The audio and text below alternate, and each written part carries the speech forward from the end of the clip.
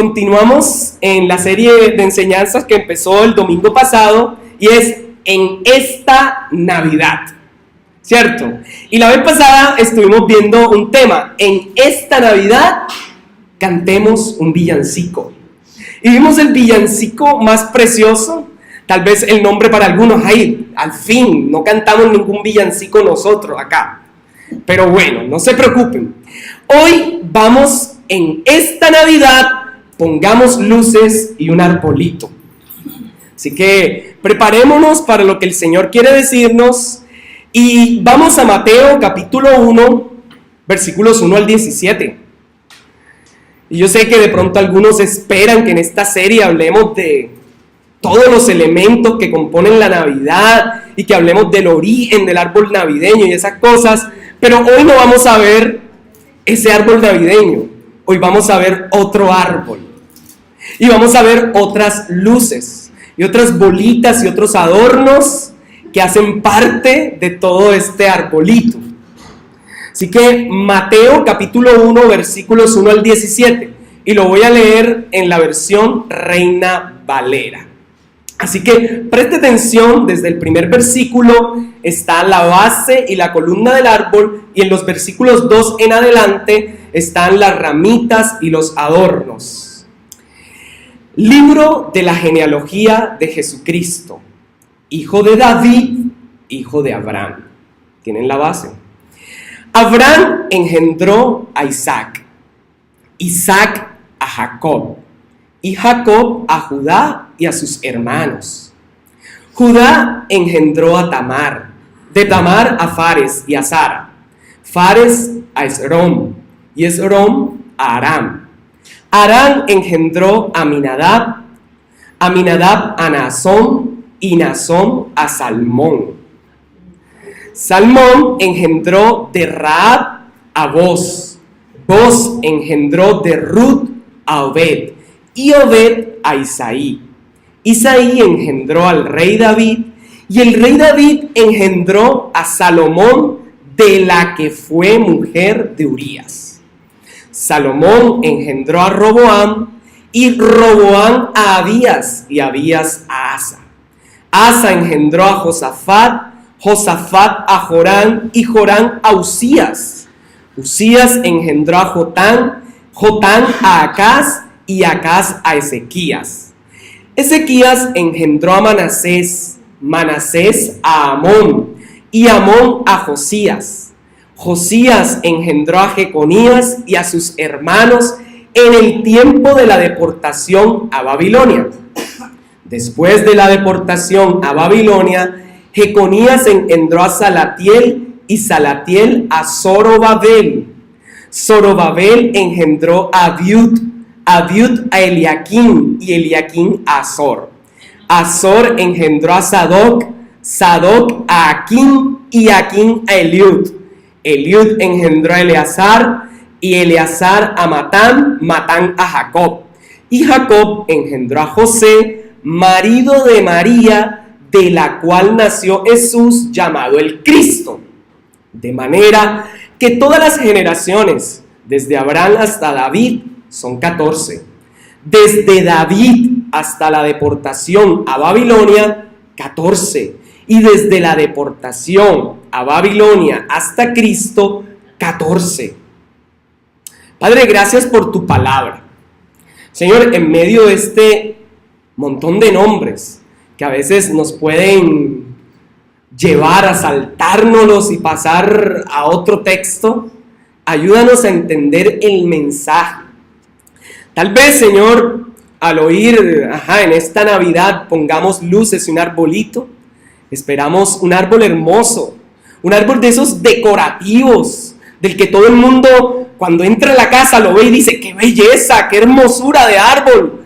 Con sus luces preciosas. Ayúdanos a poner detalle, a darle zoom, lupa a este árbol que se nos presenta. Porque sí hay un árbol para esta Navidad y lo podemos encontrar aquí. En nombre de Jesús, gracias. Amén. Bien, amados, en esta serie, como les dije, nos hemos propuesto ver algunos elementos que hacen parte de la Navidad. Y en la Navidad hay villancicos, Hay, ¿qué más? Luces, árboles. ¿Qué otras cosas hay? Pesebre, buñuelos, y eso en forma de fiestas, regalos, ¿cierto? Hay celebraciones, y en algunas familias hay traguitos, ¿o no? Pasa en estas Navidades. Así que hoy vamos a estar, santo, escuché un amén fuerte, eso que... En estas Navidades vamos a ver entonces lo que compete hoy. En estas Navidades, cierto, vamos entonces a poner luces y un arbolito. Nos dedicaremos a las luces, pero no cualquier luz, a la luz que es capaz de transformar a otros en luces para que brillen. Nos dedicaremos, sí, al mejor árbol de Navidad que podemos encontrar. Un árbol que uno dice, bueno, podría ser estático. No, un árbol que sigue creciendo, que no se quedó con lo que escribió Mateo, porque la genealogía de Jesús sigue y siguen los que creen en él. Dos puntos a tener en cuenta en la introducción, porque vamos a ver y lo vamos a desarrollar. Primero, vamos a ver un concepto sobre la pureza del linaje, y es algo que de pronto uno dice, oye, que yo soy de casta. Y vamos a ver, segundo, algo que trata con el maquillaje que a veces se le hace a las genealogías, o el maquillaje que se le hace a los títulos, como un señor por ahí de Bogotá, alcalde. Entonces, vamos a revisar eso. Primero, en cuanto a la pureza del linaje, si usted se da cuenta, todos los que nacimos en Colombia, ¿cómo nos llamamos o nos dicen o cuál es el gentilicio? Colombianos, hasta ahí perfecto, ¿cierto? Y en el mundo nos conocen así, por donde uno vaya es que este es colombiano. Pero en medio de la singularidad de ser colombiano, cuando uno mira con lupa, hay una pluralidad de regiones, culturas, idiomas, dialectos. Por eso, no se puede decir que nadie es 100% puro, 100%, como en mi caso, así se lo digo. Cuando yo me presento en la universidad y están todos los alumnos, yo digo, no, mi nombre es Jorge Mercado, soy su profesor, digo tal materia, y digo que soy cartagenero. Ellos me miran y, yo veo las caras como que, la cara como que no cuadra, pero la voz cuadra demasiado. La voz es muy cartagenera. Pero como que miran y yo los veo. Entonces algunos me preguntan, pero profesor, venga acá, usted no es 100% de acá. Y yo no sé, pero hay una costumbre que la he visto, que aquí en Colombia se ponen a buscar y decir, no, es que tú eres mitad cachaco, mitad costeño. En mi caso, si fuera por eso, sería 50% tolimense y 50% sanjuanero. Pero hay algunos que no quedan satisfechos, porque dicen, no, pero es que también tiene como cara de chino, de coreano por ahí o algo así. Entonces, me toca indagar y resulta que es 25%, sí, tolimense, pero 25% indígena. Huitoto, ¿o no? Quimbayo. Entonces ya ahí dije, ¡epa! Se le salió lo indígena, ¿no?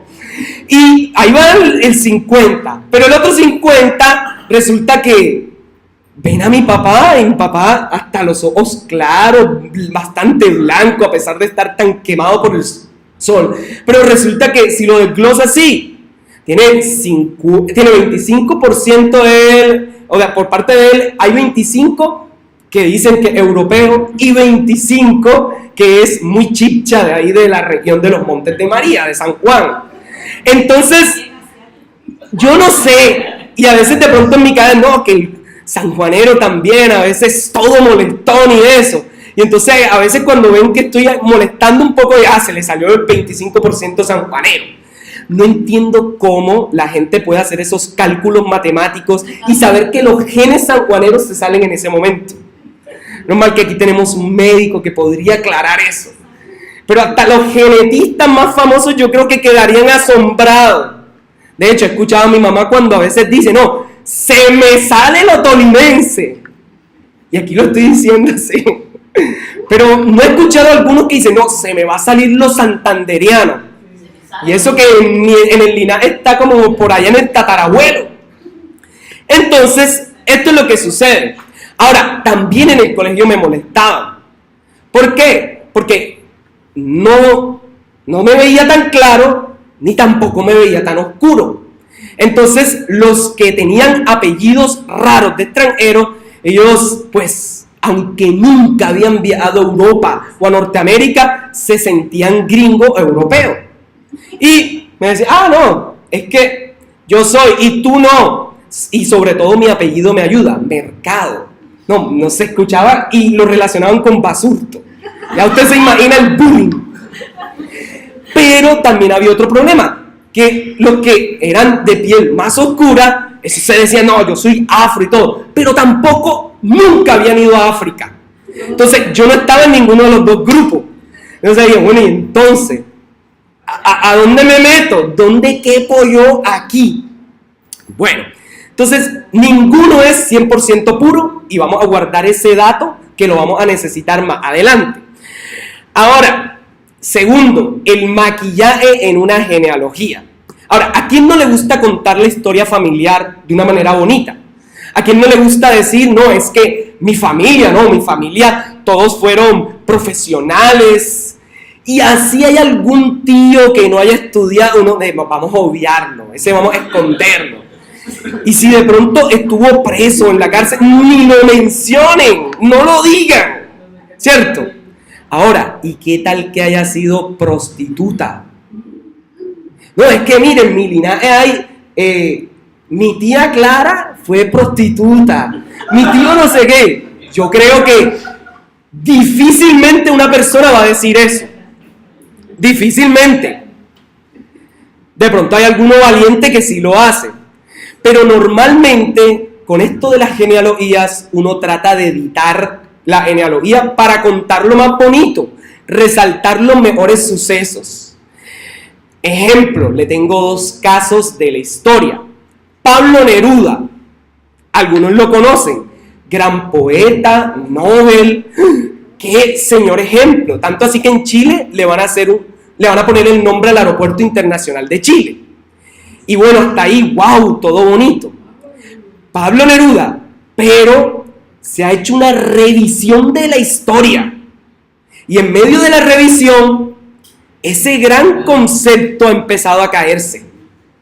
Su hija, María, su hija la abandonó porque cuando nació tenía hidrocefalia. Y no solo eso, fue un gran mujeriego. También en una de sus biografías, él habla algo y dice algo muy fuerte, que se puede entender, y hoy lo están estudiando, como un abuso sexual. Y él mismo lo escribió, cómo sometió. Entre los chilenos es muy conocido eso, y aquí tenemos una chilena. Y por eso vi los rostros porque es un héroe por todos lados, pero a veces la genealogía se trata de limpiar, se trata de poner bonita. Caso número 1. Caso número 2, algo que nos toca más. ¿A quién le llaman el libertador de estas tierras? Simón Bolívar nació en Caracas. Ese señor, en las últimas 2 décadas, se ha venido haciendo una revisión de quién es él. ¿Quién es realmente Simón, el gran libertador? Ya había algunos hermanos tentados a decir otra cosa. Bueno, ese varón resulta que se ha descubierto que su tatarabuela es de origen negro. Y por eso a él en Perú le llamaban el Sambo. A él le decían sus contemporáneos. Pero nosotros vemos los cuadros y cómo aparece. Es el propio español de clase, nariz fileña, perfecto, labiecitos finos. Pero en las descripciones de sus contemporáneos, haciendo una revisión histórica, él no es tan español así de clase alta como se le ha recordado en la historia. Entonces, eso es importante. Tanto así que García Márquez, ¿han leído uno de esos libros, El general en su laberinto? Hace una reflexión sobre el poder y una nueva versión del Libertador y lo vuelve más humano. Ya no es un semidios del Olimpo, perfecto, donde todos sus triunfos, de hecho, se nota que en muchas batallas huyó y dejó a la gente. Las traiciones de uno, entre uno y otro. Entonces, el Bolívar de García Márquez es moreno. No tanto, flaco y un poco bajito. Y podría seguir narrando. Para los que han venido acá de México, hay un famoso arzobispo, que gran héroe, pero al ir revisando la historia, resulta que ayudó a liberar a los esclavos negros que venían de África, pero lo que hizo fue un campo de concentración para los indígenas y los acabó. Entonces, ¿qué hace uno? Sobre todo en Latinoamérica, que estamos acostumbrados a maquillar. Bueno, el texto que tenemos hoy no es un texto que maquilla. No es un árbol donde todas las peloticas, las lucecitas están limpias, hermosas. No, el texto de hoy no trata de maquillar la ascendencia de Jesús. No trata de decir es que Jesús vino de una cuna perfecta, de un linaje precioso, como nos gustaría o como le hubiese gustado a los judíos de su tiempo. No, es un linaje lleno de sorpresitas. Mateo parece prever que los cristianos a lo largo de la historia vamos a tratar de idealizar a Jesús como un hombre que prácticamente flotaba y que no se mezclaba. Mateo va a prever que los cristianos, como muchos hoy, no somos capaces de llegar a los demás por temor a contaminarnos. No, Mateo no va a esconder eso. Mateo va a mostrar en la genealogía cómo fueron. Inclusive, algo polémico, va a meter mujeres en la genealogía, cosa que era difícil, cosa que no se podía. De hecho, Platón, un contemporáneo, ¿qué decía? Él decía, cuando muestren la biografía de los líderes, de los emperadores, de los poderosos, no muestren sus debilidades, muéstrenlos como fuerte. Así lo escribió él, no yo. Y este hombre, Mateo, no hace caso. Él no edita la familia de Jesús como nos gustaría a muchos editarla. Cuando uno se acerca a las genealogías, cae en la tentación de saltarlas también, evitarlas. Con tanto nombre, ¿quién no le da ganas de pasar adelante? Crónicas. ¿Cuántos han leído esos 10 capítulos de crónicas de genealogía y han quedado así feliz y despierto? Creo que no todo. Pero las genealogías tienen su mensaje que comunicarnos, tienen una voz que decir, tienen algo que enseñarnos. Y ese es el mensaje de hoy. Según el versículo 17, oiga pastor, no va a empezar por el primero, no. Miren el 17, hay una estructura bien definida en ese árbol, ¿cierto? Y cada una tiene 14 generaciones. La primera va de Abraham a David, 14. La segunda vuelve a incluir a David. Hay que incluirlo por regla hasta la deportación para que le dé 14. Es decir, David es la bisagra, es la unión entre los patriarcas, todo eso, y entre el reino de Israel. Pero también el final de su descendencia. Y luego, después de la deportación, hasta Cristo, 14 más. Ahora sí, vamos en orden. Versículo 1. El versículo 1, si usted lo mira, es un súper, hiper, mega resumen. Una abreviatura. Tiene un carácter mesiánico. ¿Y cómo dice? Si alguien lo quiere leer. ¿Libro de qué? De la genealogía de Jesucristo, hijo de David, hijo de Abraham. Ahí hay el resumen, como el título es un gran resumen, ¿cierto?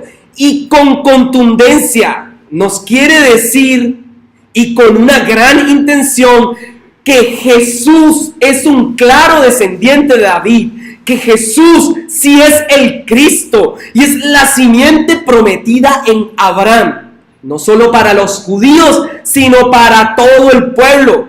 Por eso empieza la genealogía de esa manera. Ahora, uno puede preguntarse, si Mateo es el que abre los evangelios, ¿por qué tiene que abrir con una genealogía? ¿Y por qué el mismo evangelio se inaugura así? Y es porque quiere establecer la legitimidad de Jesús como el Mesías judío, porque es parte del linaje de David y el linaje de Abraham. Ahora, si tiene esos dos personajes, entonces es el Salvador. Y los documentos y evidencias del primer siglo, y un poco antes, nos muestran que la esperanza judía reposaba sobre un descendiente de ellos dos. Entonces, la función de la genealogía al abrir el Evangelio y al abrir el Nuevo Testamento, es decir, Él es legítimamente el Mesías. Interesante. Ahora, ¿qué más nos puede mostrar un árbol genealógico? Y es que Dios, a pesar de ser trascendente, ojo con esa palabra, que está más allá de la imaginación, que está más allá de todo, que puede habitar en los montes más altos, que puede estar en la más profundo, de la cima a la cima, con C y con S, que son los opuestos. Allá vamos a encontrar a Dios. Nada se le puede escapar, es decir, es un Dios trascendente. Y sus planes se gestan desde la eternidad. Pero también quiere mostrar, y ojo con esta palabra, de pronto le queda, es inmanente. ¿Y qué significa inmanente? Que está con nosotros, que está en presencia, que se hace en medio de nosotros palpable, que es un Dios que se puede sentir.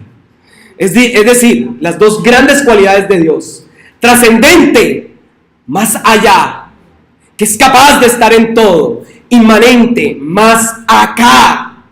Para eso sirve la genealogía. Nos muestra que es un Dios Emanuel, que es la palabra, una de las palabras favoritas de Mateo desde el principio hasta el final. Emanuel, que significa ¿qué cosa?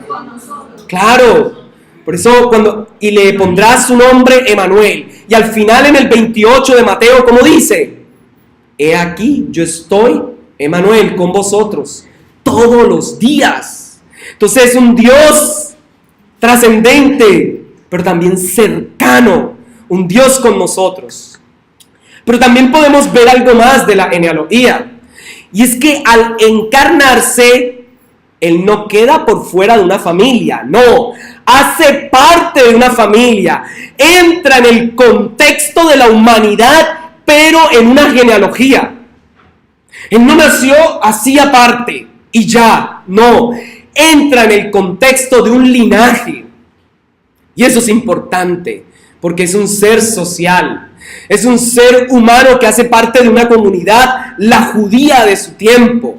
Y ojo, al pertenecer a esa comunidad, queda bajo la cobertura de la ley, que es importante para ellos, también para nosotros, pero a las consecuencias de obedecer la ley y a las maldiciones de desobedecerla. Ojo con eso. Vamos a los siguientes versículos. Vamos a ver de tajo de 2 al 16, para que con tanto nombre algunos no empiecen a cabecear. Los versículos 2 al 16, le dije, tiene 3 grandes partes.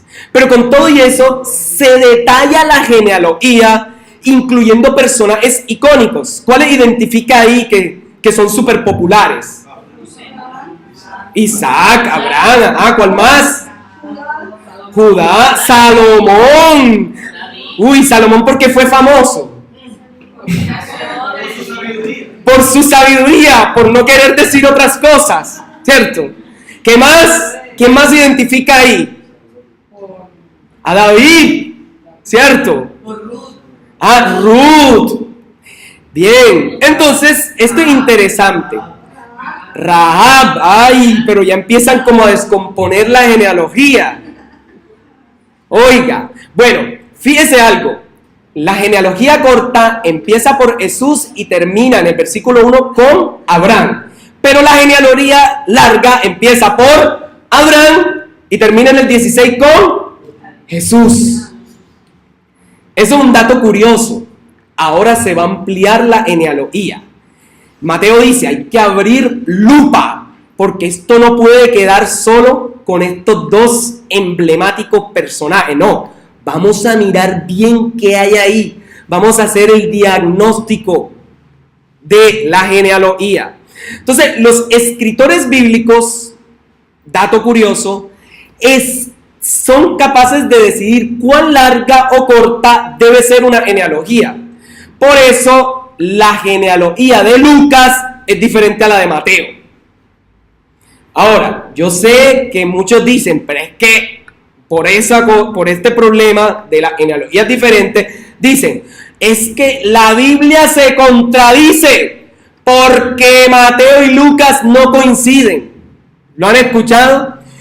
Pero hay que entender que en el contexto semita, las genealogías se tomaban para mostrar quiénes eran y se podían alargar tanto como es el total de todo o disminuir para mostrar quiénes son los personajes característicos, sean buenos o sean malos. Entonces, esa es la razón por la cual. Ahora, otras personas dicen, no, es que una es de parte de José y otra es de parte de María. Bueno, hay discusiones teológicas sobre eso, pero si usted revisa, ambas terminan en José. Quien quiera discutir eso, vale, estúdielo bien, no hay problema. Pero le digo que ambas terminan en José. Ahora, los árboles navideños, con el tiempo, uno dice, a veces, si usted ha tenido uno en casa, hay que renovarlos.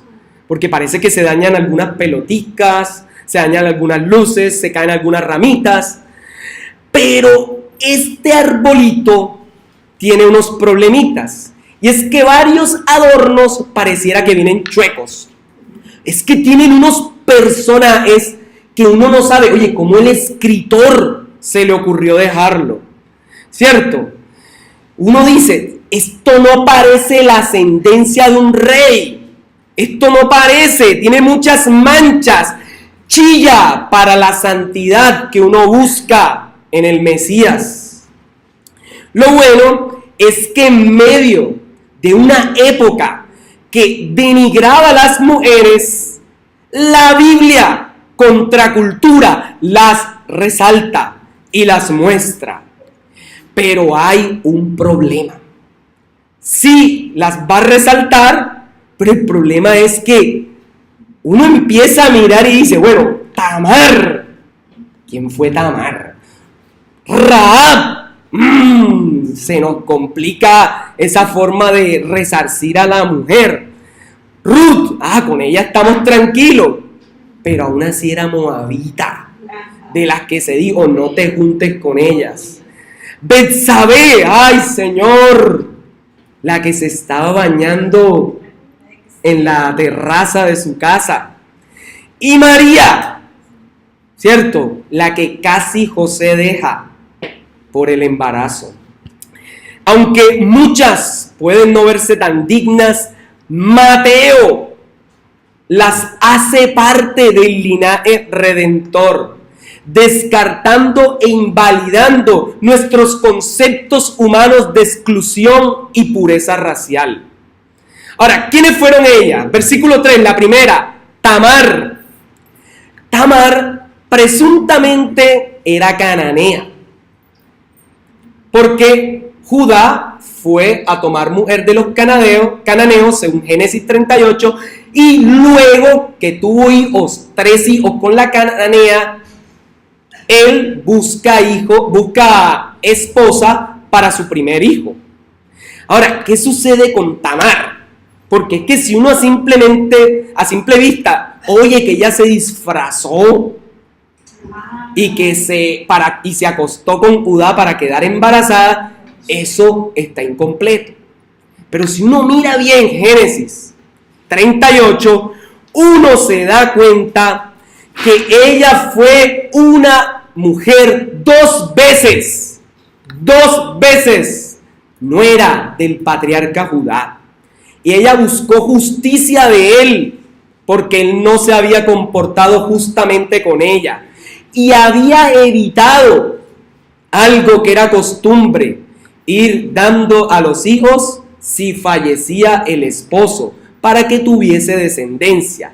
Por eso ella se disfraza de prostituta, él la ve en el camino, voy a decirlo así, miren, el primer hijo, primer esposo, cuando se lo entregaron a ella, dice la palabra en Génesis 38 que él hizo lo malo delante de Dios y Dios lo cortó. El segundo hijo que se lo entregan para que se case con ella, parecía como la viuda de Blanco, yo no sé. Resulta que se lo dieron y esta mujer cuando se lo dan, él solo estaba para acostarse con ella.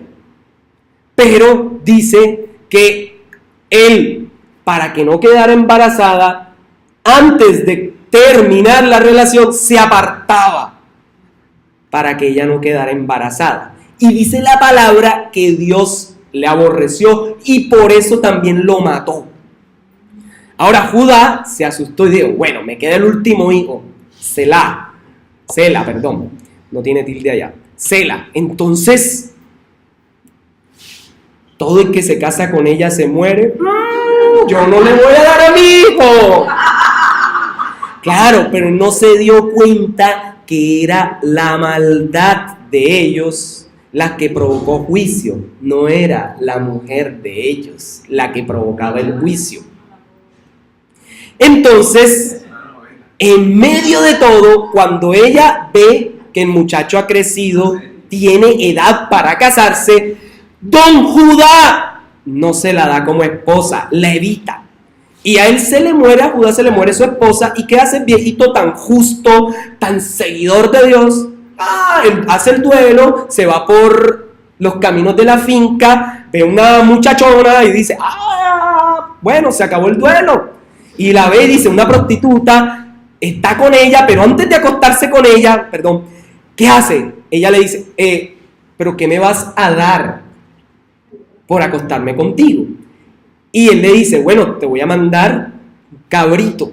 Y ella dice, no, espérate, necesito una señal, porque ella dice, este viejo es jugado, este viejo yo sé cómo es. Dame tu bastón, tu manto, el cetro. Le pidió todas esas cosas, ¿cierto? Por ahí aparece si lo lee bien.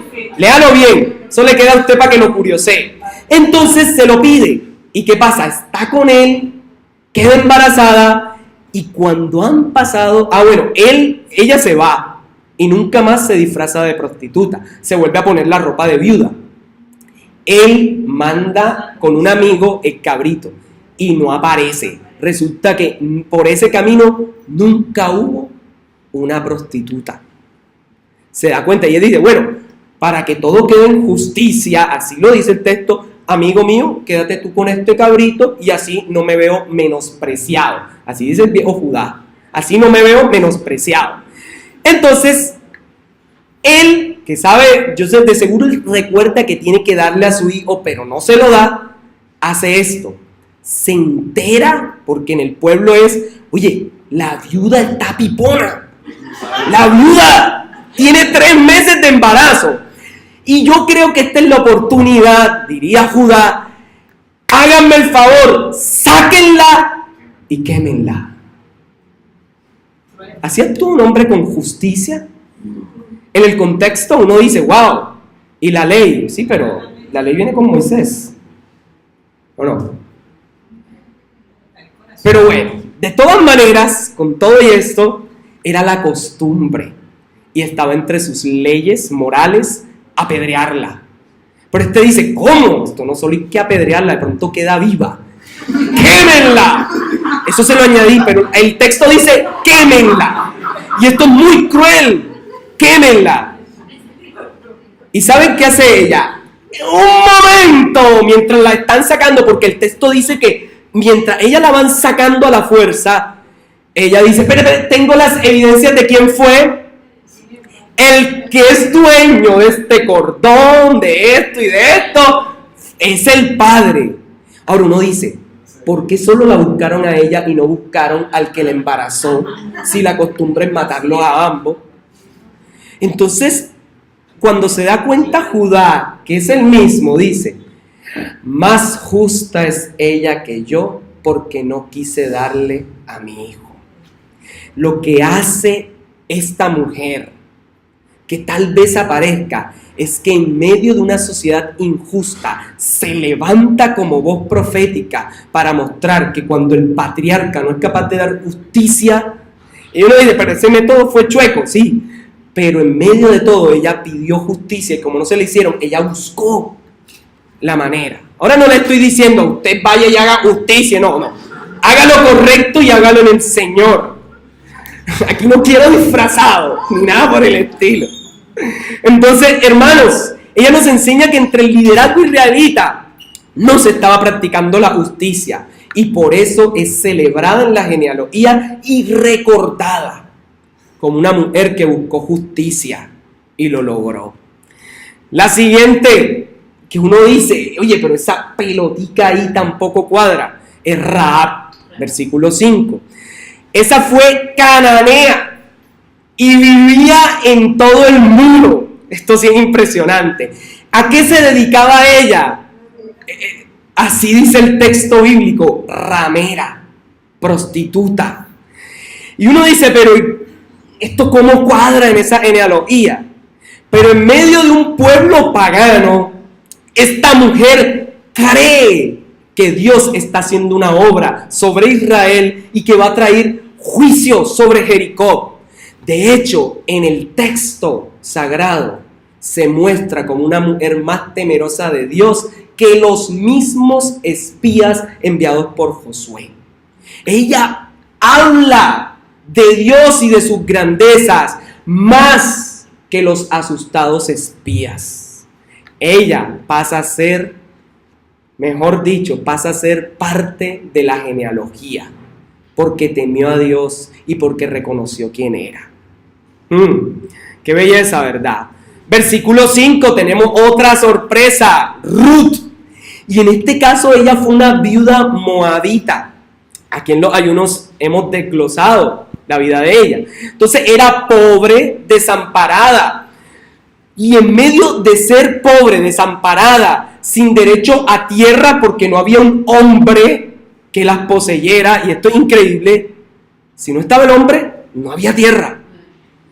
Ella decide ser condolente con su suegra y se la lleva, la coge, o más bien, la suegra se la lleva y la lleva a Belén, a casa de Pam.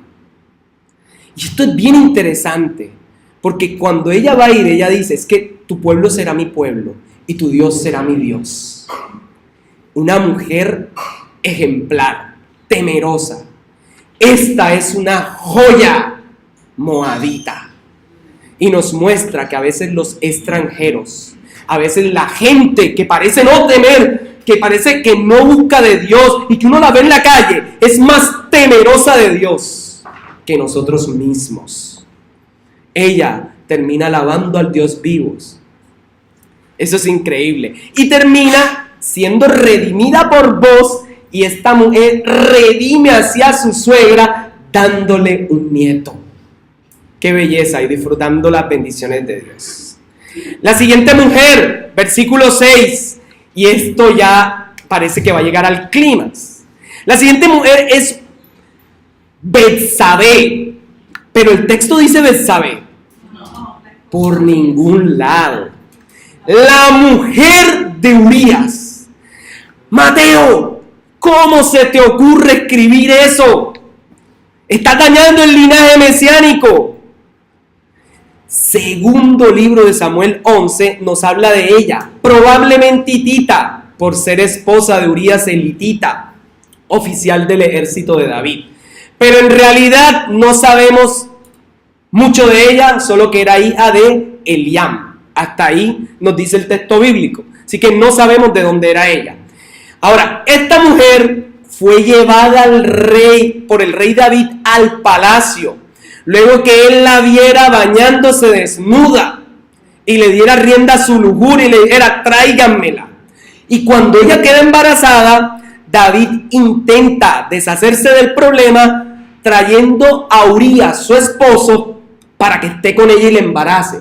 Pero como él es más temeroso que ella, que el propio David, ¿qué hace? Lo manda a matar. Manda a David a matar a ese hombre. Y eso es interesante. De esa forma sí, David legaliza su estadía con ella, aunque el niño muere. Y terminó siendo ella la madre del rey Salomón. Y uno dice, oye, ¿qué hace esa mujer ahí? Y por último, hay otra joyita, María. Pero esta sí es preciosa. Y es una jovencita llena de la gracia de Dios, a la cual el Señor le dijo que iba a concebir. Y ella, las palabras que esboza son preciosas. He aquí la sierva del Señor. Hágase conmigo. ¡Wow! Conforme a tu palabra. ¿Quién dice eso? Sobre todo siendo una muchachita.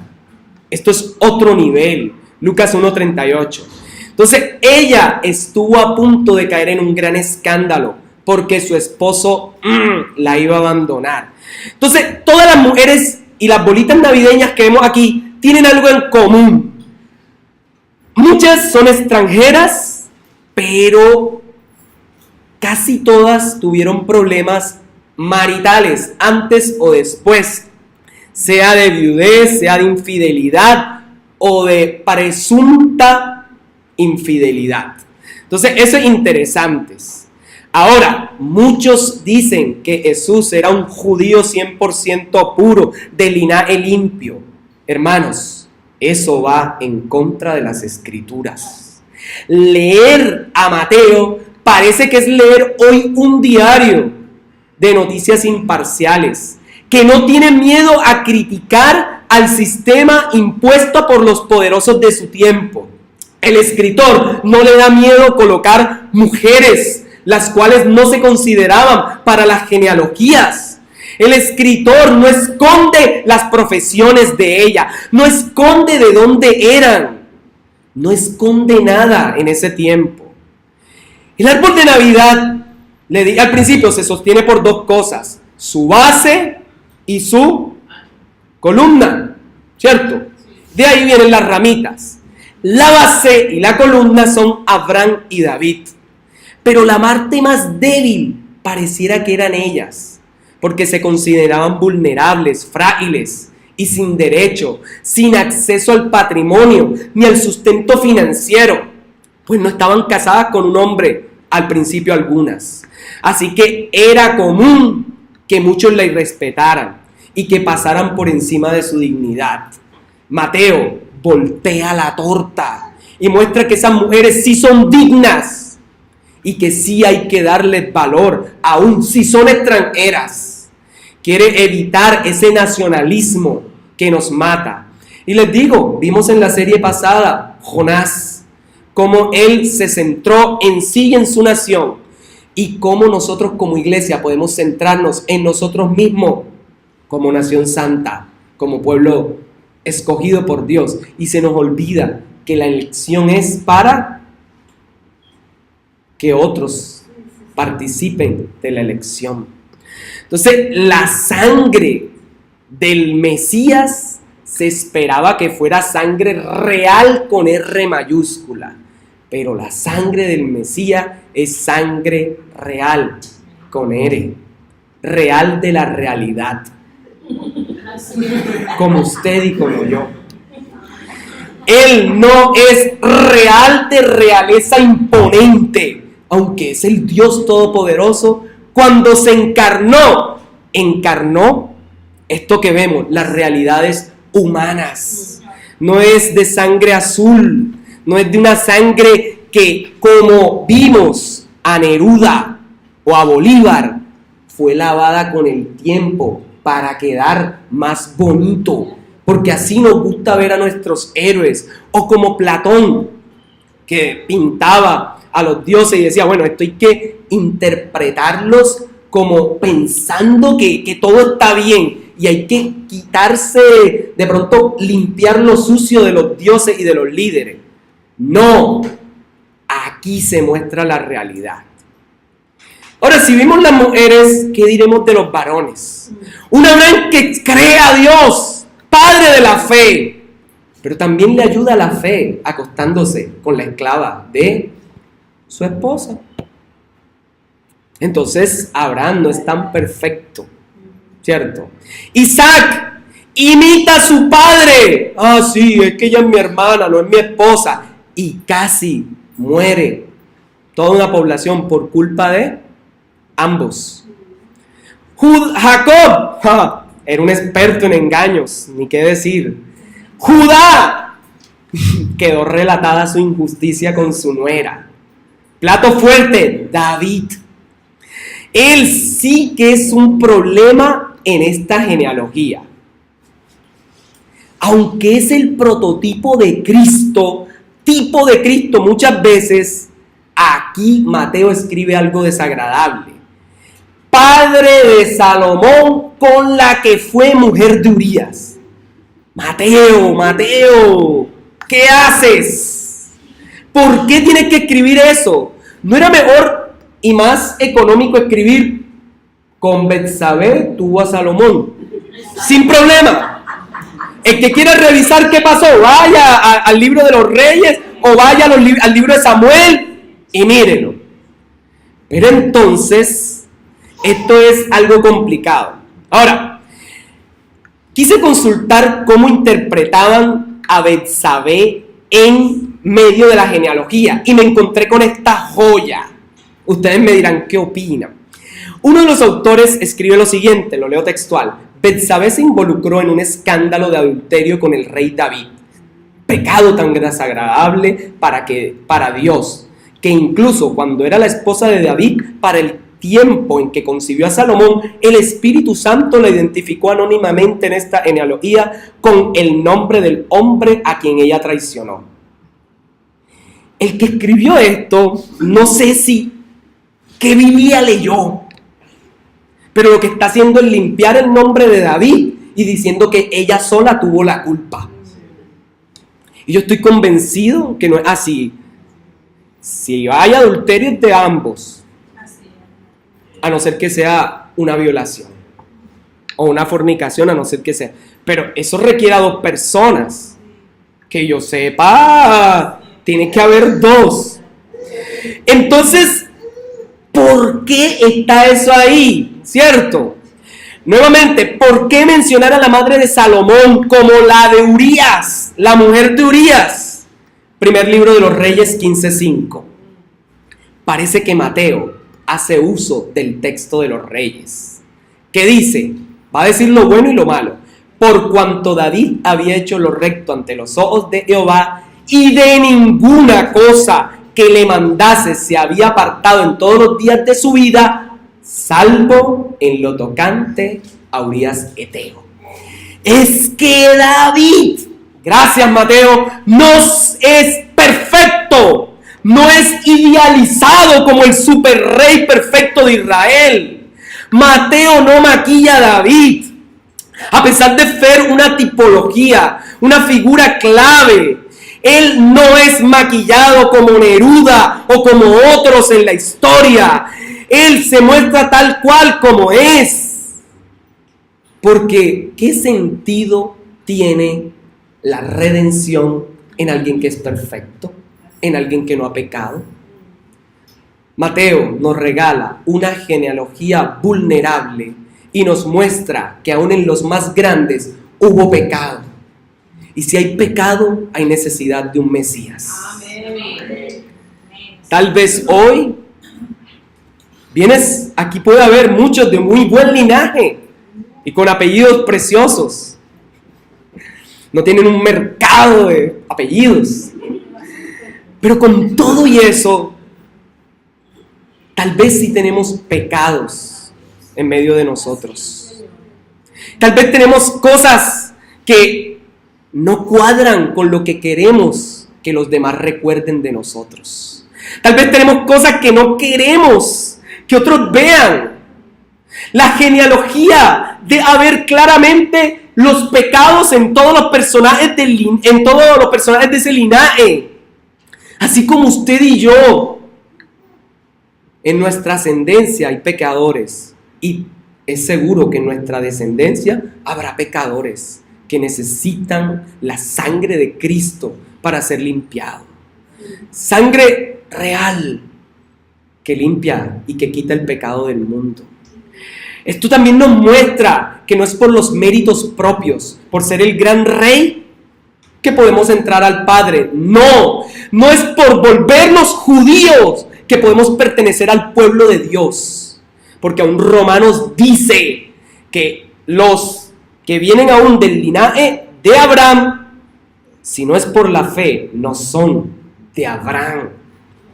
Aunque David es muy importante para Israel, tanto como Abraham, no se les idealiza, se le muestra tal cual como son. Y eso nos dé a ver la razón por la cual se coloca la mujer de Urías. Porque el gran rey de Israel también fue pecador, así como usted y yo hemos pecado. Dios mantiene los planes redentores para la humanidad. Así su pueblo no haya podido. Ahora en Jesús hay un nuevo pueblo, hecho de judíos y judíos. Mateo 1, 18 al 21. Nos va a mostrar algo precioso. Después de una genealogía dice, el nacimiento de Jesús fue así. Estando desposada María su madre con José, antes que se juntasen, se halló que había concebido del Espíritu, ¿cierto? Y como él era justo, pensando en dejarla, un ángel le dijo, no la dejes. Y vienen los últimos versículos y le dice, José, hijo de David, no temas en recibir a María por tu mujer, porque lo que ella es engendrado es del Espíritu Santo. Y dará a luz un hijo, y llamarás a su nombre Jesús. ¿Y cuál es el por qué? Porque él salvará a su pueblo de sus pecados. Eso es lo hermoso de este arbolito. Que aunque estuviese lleno de pecados, tiene alguien que limpia de pecados. Hermanos, si hemos pecado, tenemos a Cristo el justo, que limpia de todo pecado. Y no podemos estar diciéndolo y repitiéndolo. Si nuestros antepasados fueron malos, nuestros hijos serán malos. No, porque Cristo limpia y cambia la historia. Lo que era maldición lo deshizo y lo transformó en bendición. Ese es el poder de Dios en Cristo que quita el pecado del mundo. Ese es el poder redentor. Ese es el mejor árbol de Navidad que tenemos. Es un árbol que hoy sigue creciendo, porque no solo son parte de los que están ahí. Aunque tú hayas hecho o hayas cometido la barbaridad más grande, tu pasado ha sido limpiado por la sangre de Cristo. Eres nueva criatura. Las cosas viejas pasaron, y aquí todas son hechas nuevas, y no hay condenación para los que están en Cristo. Esa es la belleza del evangelio en este árbol. Para que se cumpliera esta palabra de que Jesús salvaría a su pueblo de sus pecados, tenía que haber un pueblo pecador. Y el mundo pecó a una, desechó a Dios. Pero tiene la vida el que acepta al Hijo. Si nos ponemos a maquillar las genealogías a los personajes bíblicos, perdemos más de lo que ganamos, porque entonces ninguno de ellos hubiese necesitado un Salvador. Mateo nos enseña que definitivamente Él está en control de nuestro pasado, presente y futuro. Señor, tú eres muy bueno, Tú eres precioso. Gracias porque es un árbol muy humano. Es un árbol que nos muestra que Dios se identifica plenamente en la humanidad en Jesucristo. Y que en medio de una familia con historias hermosas, pero también vergonzosas, Él se hace real, muy humano. Y este arbolito tan real es de verdad, verdad. No es de plástico, no es de madera muerta, de un pino cortado. Es un árbol vivo que sigue creciendo y que da vida a todo el que es injertado en él. Gracias, porque en medio de este texto corriges nuestro deseo de idealizar a algunos personajes, algunos líderes de la comunidad evangélica o de la comunidad cristiana, pensarlos tan perfectos y que son invulnerables. Pero nos ayudes a ver que todos, Señor, somos débiles también y que nos necesitamos unos a otros, porque nuestras fuerzas no podemos. Por eso necesitamos rendirnos a ti y pedir que tu Espíritu nos guíe. Señor, gracias, porque también nos enseñas a no idealizar a Jesús como el proveniente de una familia totalmente perfecta y limpia, sino un Mesías diferente al de las películas, que casi flotaba. No, este andaba con los pies en la tierra, pero con su mirada en el cielo. Gracias, Señor, porque la presencia de gentiles en medio de la genealogía nos impide idealizar a Jesús como pura sangre, a entender más bien que su sangre incluye, no excluye, que cuando Él lava, trae a los que no son pueblo y los transforma. Así, de esa manera, Señor, se incluyeron mujeres y extranjeros al linaje del Mesías. Gracias por ese fiel amigo, ese que caminó con pecadores, ese que fue capaz de perdonar, de limpiar. Gracias porque fue incómodo a los que se creían perfectos, pero abrió con todo su poder y esplendor, abrió su corazón a los humildes de espíritu. Por eso, qué preciosa es la bienaventuranza. De bienaventurados los que reconocen su necesidad espiritual. Gracias, Señor, porque la misión de la iglesia y la identidad del pueblo de Dios no está en lo étnico, está en la fe en Jesús. Así es la manera de entrar a ser pueblo de Dios. Gracias, porque es que definitivamente, Señor, tú puedes limpiar todo pecado, puedes salvar a todos, Señor. Y hermanos, si hoy algo te está avergonzando, es tiempo de que le hables a Dios y le digas: Señor, aquí estoy. Hay algo que he estado pensando, que tal vez mis hijos me recuerden por esta locura, que tal vez mi familia me recuerde por estos videos, fotos, estas cosas o estas acciones que quedaron en la memoria de mucha gente. Pero tú eres fiel y rico para perdonar, porque te encarnaste en nuestros corazones y vives en los que se arrepienten de todo corazón. Qué razón de vivir tan grande la que nos das. Gracias, Señor, porque eres capaz de redimir a cualquier persona en cualquier situación, así tenga el peor pasado. Gracias porque el evangelio no es por la cuna en que nacimos, es por la cuna de Cristo, por su muerte en la cruz y su resurrección, que hoy podemos vivir. Señor, que este árbol que vimos hoy, junto con sus luces, nos dé tranquilidad, porque tú nos has llamado fieles. Señor, y no sé cómo nos van a recordar en el futuro. No sé qué van a decir de nosotros, pero que puedan ver a Cristo hoy, para que en el mañana nuestra historia quede marcada por Jesús. Porque la redención vino a través del que se hizo hombre. Nos redime de cualquier tentación, el deseo de la carne. Gracias, porque un Jesús muy humano, muerto como humano, aún en la muerte de cruz, peor, nos ha redimido y se ha levantado en resurrección como el Dios Todopoderoso. Gracias, Señor Jesús. Gracias, gracias, gracias. Puedes agradecerle a ese Dios santo. Puedes darle gracias al Dios poderoso.